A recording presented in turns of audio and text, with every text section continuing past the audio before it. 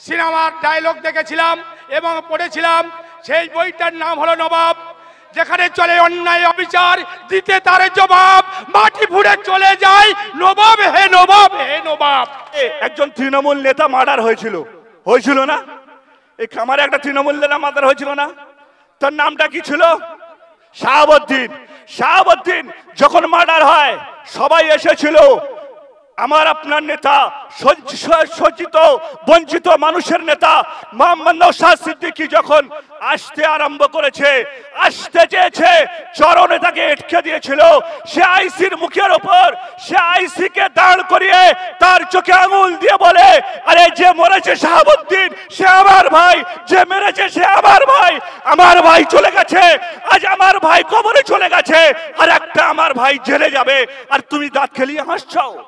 এ শক্তি কার আছে? বন্ধু আমার, আমাকে ভাবতে হবে আজ আমি নওশাদ সিদ্দিকীর পিছনে কেন যাব, আজ আমি তার পার্টিটা কেন করব, আজ আমি তাকে কেন ভোট দেব। জানেন, আমরা একটা মিটিং করেছিলাম কোচেমারা থেকে, আপনারা শুনেছেন হয়তো। আমরা কুলতলিতে কোচেমারাতে একটা মিটিং করেছিলাম। তো মিটিং এর পরে আমরা মিটিং করেছি কখন? আমাদের মিটিং এই প্রখর রোদে 10টা থেকে শুরু হয়েছে, আর 10টা থেকে শুরু হয়েছে, ভাইজান আসছে কখন? 12টার সময়। আপনি বলুন 12টার সময় কত উত্তাপ থাকে রোদের, সূর্যের কত তাপ থাকে। সেই রোদে সেখানে মানুষের ভিড় দেখে, মানুষের সমাগম দেখে, মানুষের আশ্বাস দেখে, যে গ্রাম থেকে পাশ থেকে মেয়েরা মহিলারা তারা ছুটে আসছে ভাইজানকে একবার দেখবে বলে। সেজন্য বন্ধু আমার, আমরা চাইবো যে আমাদের নেতা যিনি, আমাদের নেতা হয়ে পশ্চিমবাংলায় যিনি উঠেছেন, সমস্ত নেতা মন্ত্রীরা তারা কি করে? কর্মীদের দিয়ে ললিয়ে দেয়, কর্মীদের মারপিট করতে দেয়, বলে ও দোকানে চা খাচ্ছে তুই খাবি না, লেলিয়ে দেয়। কিন্তু আমার আপনার এমন একজন মহৎ নেতা, আমার আপনার জন্য এমন একজন নেতা দিয়েছে যে নেতা বলে তোমাকে মারপিট করতে হবে না, মারপিট করতে হলে আমি করব, তোমাকে করতে হবে না। আমরা যদি দিল্লিতে পাঠাতে পারি তাহলে আমাদের প্রত্যেকটা সমস্যা সমাধান হবে, দুর্নীতি উঠে পালাবে, দুর্নীতির শেকড় ছিঁড়ে এখান থেকে জয়নগর কুলতলি থেকে উৎখাত করে দেওয়া হবে। কি বলেন, দেবো তো? সেজন্য আমি প্রত্যেকের কাছে অনুরোধ করব যে আমরা আইএসএফ এর ক্যান্ডিডেটকে ভোট দিয়ে তাকে বিপুল ভোটে জয়ী করব। এই বলে আমার বক্তব্য এখানে শেষ করছি। ইনকিলাব জিন্দাবাদ, নওশাদ সিদ্দিকী জিন্দাবাদ, আইএসএফ জিন্দাবাদ। করব আমরা নওশাদ সিদ্দিকী ভাই কিন্তু আমাদের বাড়িতে বাড়িতে এসে এই সংগঠনটার করার কথা বলেনি। আমরা সোশ্যাল মিডিয়া, টিভি, তার 1 লাখ চরিত্র এবং তার বক্তব্য দেখে আমরা অনুপ্রাণিত হয়ে আজকের কিন্তু আমরা এই আইএসএফ দলটা করতে এসেছি। আমাদের কাছে কিন্তু কোনোদিন নওশাদ ভাই আসেনি, আজকের মধ্যে সর্বপ্রথম আমাদের এই জয়নগর লোকসভা কেন্দ্রের মাহাউড়ি অঞ্চলে পা দেবেন। তাই প্রত্যেককে আমি বলবো আপনারা মঞ্চের সামনে চলে আসুন এবং আমাদের সামনে প্রচুর জায়গা এবং ছায়া পড়ে গেছে, আমরা মিটিংয়ের পরিবেশটা সুন্দর করে গড়ে তুলি। আর সামনে যারা আছে ভাই একটু বসে পড়ি, বসে পড়লে কিন্তু সবাটা কিন্তু খুব ভালো লাগবে এবং দেখতে সুন্দর হবে।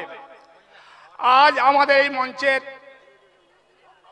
যিনি সভাপতি এবং জয়নগর কুলতলি বিভিন্ন ব্লকের যে নেতৃত্ববৃন্দ আছে প্রত্যেকের আমার অন্তরের আন্তরিক অভিনন্দন এবং সালাম জানিয়ে আমি 2-4টে কথা বলবো। আজ 2021 সালে 21শে জানুয়ারি যে দলটার জন্ম,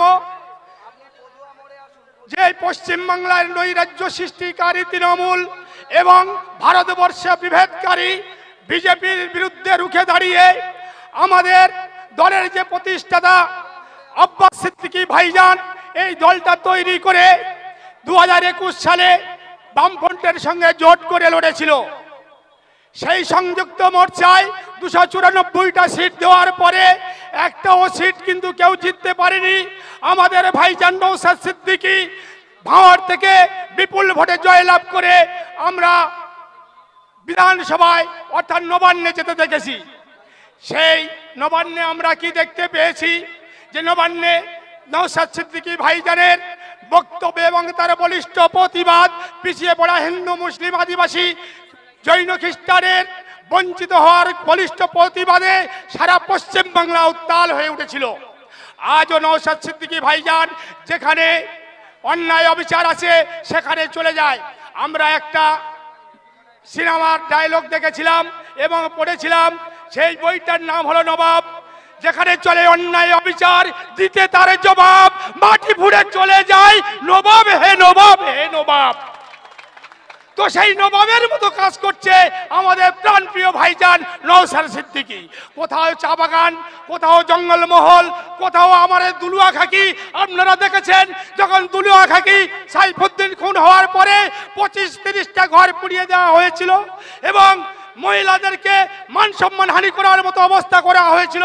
আমার ভাই নওশাদ সিদ্দিকী সেদিন ছুটে এসেছিল আপনাদের পাশে দাঁড়াবার জন্য, কিন্তু স্বৈরাচারী তৃণমূলের পোষা গুন্ডা পুলিশ সেখানে ভাইজানকে আসতে দেয়নি।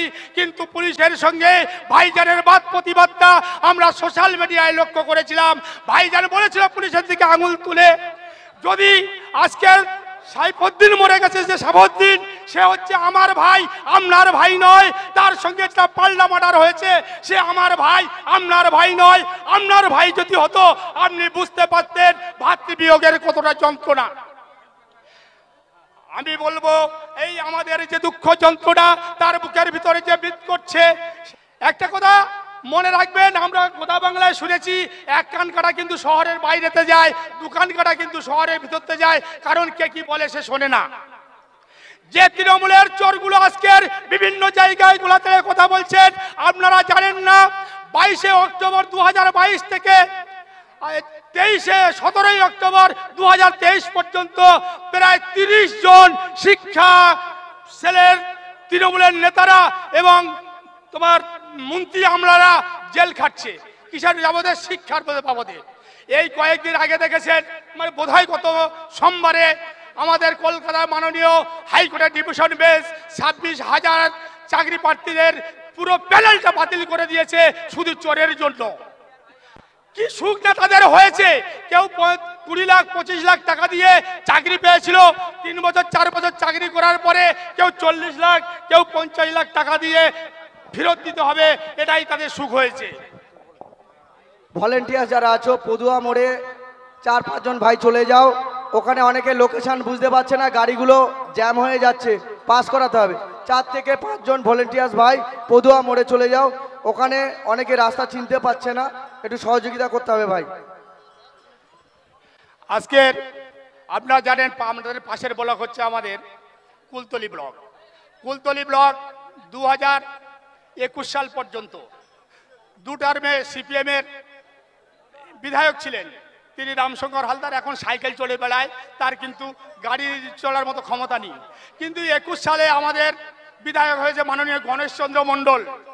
আপনারা জানেন গণেশচন্দ্র মণ্ডল যেখানে যায় তার পিছনে অন্তত 25 থেকে 30টা স্করপিও টাটা সুমো ছুটে বেড়ায়। কিন্তু দুর্ভাগ্যবশত এখন লক্ষ্য করেছেন যখন থেকে 100 দিনের টাকাটা এবং আবাস যোজনার টাকাটা কেন্দ্র সরকার বন্ধ করেছে, গণেশবাবুর তো কনভয় তো দূরের কথা, গাড়িটা মনে হয় সপ্তাহে একদিন ভাগে বার হয় না। যদি মিথ্যা কথা বলে থাকি আপনারা লক্ষ্য করে দেখুন যে গণেশবাবুর আর সেইভাবে কোনো জায়গায় দেখা যাচ্ছে কি, কারণ তেল কেনার আর টাকা নেই, গাড়ি বন্ধ হয়ে গেছে। আমাদের কুলতলির ব্লক সভাপতি পিন্টু প্রধান মইপিটে বাড়ি, তো একদিন জয়নগরে আমার সঙ্গে দেখা হয়েছে, স্বামী স্ত্রী বাইক চড়ে ঘুরছে, কিন্তু 17-18 লক্ষ টাকা স্করপিও চড়ে এই জবের টাকা বন্ধ হওয়ার আগে উনি চড়ছিল। তা আমি পিন্টুদাকে বলছি, পিন্টুদা আরে আপনি বাইক নিয়ে এসে এই গরমের সময়, বলছে দাদা তেল কেনার টাকা নেই। আর কেন তেল কেনার টাকা নেই? তাহলে বিজেপি কি তেল কেনার টাকাটা বন্ধ করে দিয়েছে? বলছে হ্যাঁ ওই তো, বুঝতে তো টাকাটা বন্ধ করে দিয়ে আমাদের আর চলার মতো জায়গা নেই। শুধু পিন্টু প্রধান নয়, পশ্চিম বাংলায় টোটাল সমস্ত তৃণমূলের নেতাদের বাইকের তেল কেনার মতো টাকা কিন্তু এখন আর নেই। আমরা যদি এই 24-এর নির্বাচনে প্রতিমা মণ্ডলকে পরাস্ত করে মেঘনাথ হালদারকে দিল্লিতে পাঠাতে পারি, দেখবেন যে তৃণমূলের নেতারা ওই বাইক চড়ে ঘুরছে, ওরা বাইক তো দূরের কথা, ওরা সাইকেলও জুটবে না, সাইকেল ওরা পাবে না। কিন্তু তাই আমার বক্তব্য দীর্ঘায়িত করব না, আরো সময় আছে, আরো লোক আছে বলবে আগামী দিন। এই যে সরকার শিক্ষা মানুষের মেরুদণ্ড, শিক্ষা ছাড়া সরকার করতে পারে না, শিক্ষা সরকার মানুষ উচ্চুত হতে পারে না, সেই শিক্ষাকে বিক্রি করে খাচ্ছে, সেই সরকারকে আমরা উৎখাত করার প্রতিবাদ আজকের এই জনসভার, আজকের এই মা বোন তার প্রমাণ দিচ্ছে। আমাদের মধ্যে বিশিষ্ট মিছিল আসছে, বিরাট সহকারে মিছিল আসছে, মিছিলগুলো একটু সুশৃঙ্খলভাবে আসবেন। যারা মহিলারা আসছে আমরা ভলেন্টিয়ারকে বলবো মহিলাদের একটু ডান দিকে বসার সুব্যবস্থা করে দেবেন।